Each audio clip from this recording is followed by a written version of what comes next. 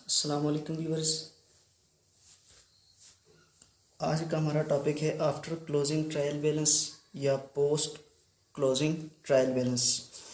Closing entries हमने कर ली हैं, तो अब हमारा last step of accounting cycle है after closing trial balance. After closing trial balance हम इसलिए बनाते हैं ताकि हम ये चेक कर सकें कि हमने जो ये क्लोजिंग एंट्रीज की हैं ये ठीक की हैं या नहीं। आफ्टर क्लोजिंग ट्रायल बैलेंस में सिर्फ बैलेंस शीट अकाउंट्स आते हैं, क्योंकि टेम्प्रेरी अकाउंट्स जो होते हैं इनकम समरी वाले वो हम क्लोज कर चुके होते हैं, इसलिए उन्हें हम फिर नहीं लिखते। तो आफ्टर क्लोजिंग ट्रायल बैलेंस का फॉर्मेट सेम फॉर्मेट होता है, 2 कॉलम फॉर्मेट होता है, 3 कॉलम फॉर्मेट होता है।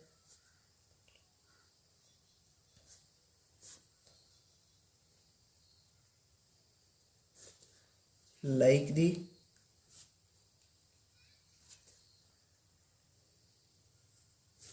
Other 2 trial balance.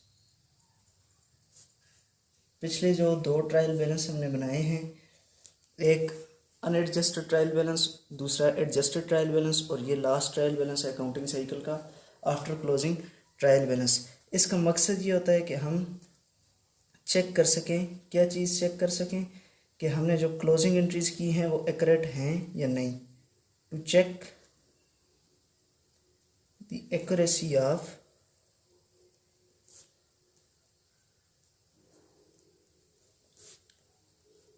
Closing entries. ये क्लोजिंग एंट्रीज जो हम करते हैं जब ये जनरलाइज होती हैं और उसके बाद फिर इनकी पोस्टिंग होती है, पोस्टिंग के बाद फिर हम आफ्टर क्लोजिंग ट्रायल बैलेंस बनाते हैं। After closing trial balance includes only balance sheet accounts.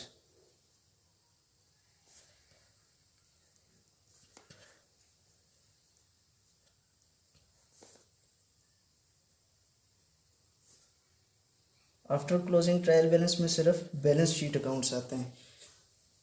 Income summary के अकाउंट्स या जिन्हें हम टेम्प्रेरी अकाउंट्स कहते हैं वो क्लोज हो चुके होते हैं, इसलिए आफ्टर क्लोजिंग ट्रायल बैलेंस में सिर्फ बैलेंस शीट अकाउंट्स आते हैं। आफ्टर क्लोजिंग ट्रायल बैलेंस एक बैलेंस शीट ही होती है in the form of trial balance, यानी आफ्टर क्लोजिंग ट्रायल बैलेंस में सारे वो अकाउंट्स हम लिख लेते हैं बैलेंस शीट वाले। ये मेरे पास एक बैलेंस शीट है, इसकी हमने क्लोजिंग एंट्रीज कर ली हैं। अब हम इसे आफ्टर क्लोजिंग ट्रायल बैलेंस में रिकॉर्ड कर लेंगे। तो ओवरनाइट ऑटो सर्विस है जी, ओवरनाइट ऑटो सर्विस।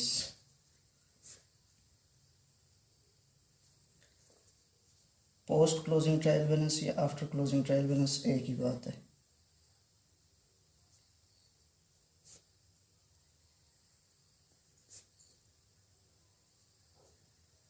गुनाह अब कब रहे हैं जी? दिसंबर 31, 2001 को। तो इसी सीक्वेंस में लिखेंगे इन अकाउंट्स को। 3 कॉलम फॉर्मेट होता है ट्रायल बैलेंस का। पहले में अकाउंट टाइटल आ जाता है, दूसरे में डेबिट एंट्रीज और तीसरे में क्रेडिट वैल्यूज आ जाती हैं। तो सबसे पहले कैश एसेट है तो हमेशा डेबिट होगा,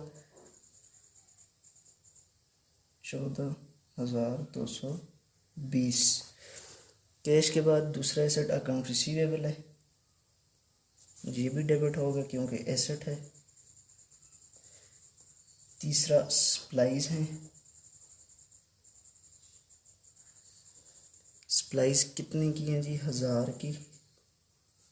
उसके बाद लैंड है, लैंड कितनी है? 52,000 की। लैंड के बाद बिल्डिंग आ गई, बिल्डिंग कितने की होगी? बिल्डिंग है 36,000 की।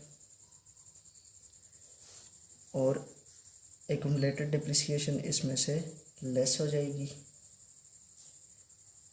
यानी इसको हम लिख लेंगे क्रेडिट साइड पे कितनी है 150। फिर टूल्स एंड इक्विपमेंट्स आ जाएंगे। टूल्स एंड इक्विपमेंट्स कितने के हैं जी? Tools and equipments 12,000। उसके बाद इनकी एक्यूमुलेटेड डिप्रिसिएशन, टूल्स और इक्विपमेंट्स की एक्यूमुलेटेड डिप्रिसिएशन कितनी है 200 की। अब एसेट्स हमारे पास हो गए कंप्लीट। उसके बाद लायबिलिटीज़,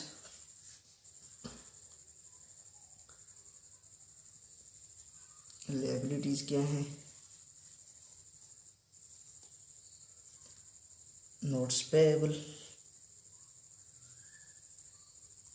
लायबिलिटी हमेशा क्रेडिट होती है, क्रेडिट साइड पे लिख लेंगे। इसके बाद अकाउंट्स पेएबल आ गई। Accounts payable 8,870। फिर कैपिटल आ जाएगा। कैपिटल क्या है जी? 82,600।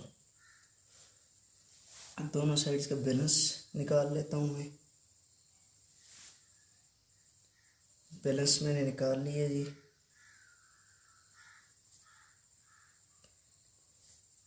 कितना आ रहा है बैलेंस, मैं लिख लेता हूँ यहाँ। तो बैलेंस आ रहा है 1,21,820। 1,21,820। दोनों साइड्स का बैलेंस हमारे पास आ गया है इक्वल।